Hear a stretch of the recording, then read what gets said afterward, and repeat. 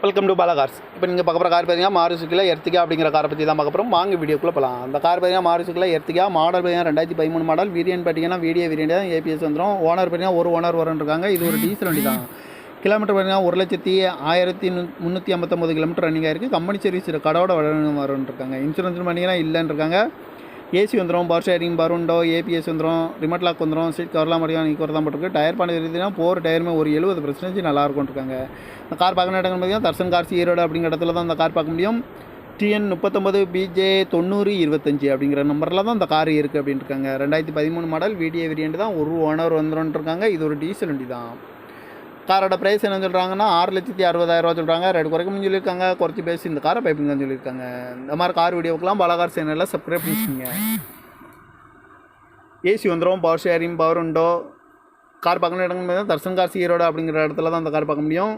இது ஒரு டீசல் வண்டி தான். ஒரு ஓனர் இருக்காங்க.